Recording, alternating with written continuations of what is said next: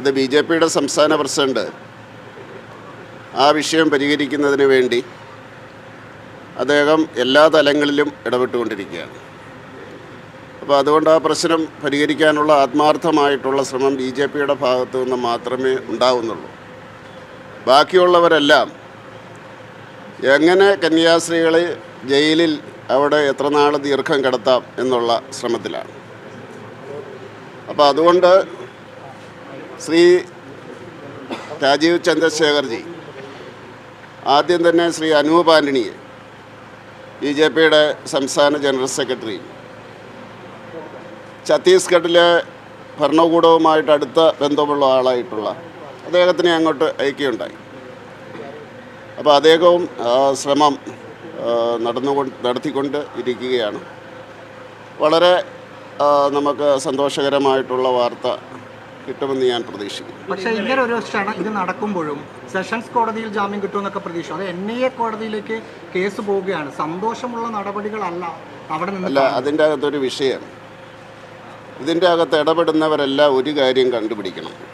Magistrate കോടതിയിൽ ഒരു ജാമ്യാപേക്ഷ പോയി. അത് ഈ കോൺഗ്രിഗേഷൻ്റെ അതായത് Assisi sisters of Mary Immaculate ചുമതലപ്പെടുത്തിയ ആളല്ല. ഇന്നലെയും ഞാൻ CBCIയോട് ചോദിച്ചിരുന്നു, അത് അവരും ചുമതലപ്പെടുത്തിയ ആളല്ല. നടപടികൾ പൂർത്തിയാക്കാതെ ഒരു ജാമ്യാപേക്ഷ സമർപ്പിക്കുകയും അത് തള്ളുകയാണ് ആദ്യം ഉണ്ടായത്, ആദ്യത്തെ നടപടി. ഇപ്പോൾ ഇവർക്കൊന്നും അറിയത്തില്ലാത്തതുകൊണ്ട് ഭയങ്കര മതേതരവാദികളും ക്രിസ്ത്യാനികൾക്ക് വേണ്ടി മരിക്കാൻ തയ്യാറായി നിൽക്കുന്ന കോൺഗ്രസ്സുകാർ ആറ്റുചാലിലച്ഛൻ്റെ നട്ടെല്ല് തകർക്കുമ്പോൾ അതിനുള്ള മിണ്ടുകല, കാരണം PFIക്കാരായതുകൊണ്ട്.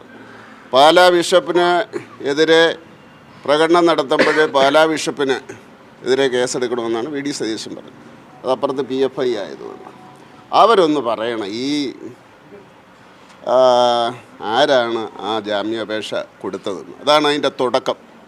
കാരണം പോലീസ് ഞായറാഴ്ച രാവിലെ തന്നെ ഈ മാതാപിതാക്കളെ കൊണ്ടുവന്നിരുന്നു.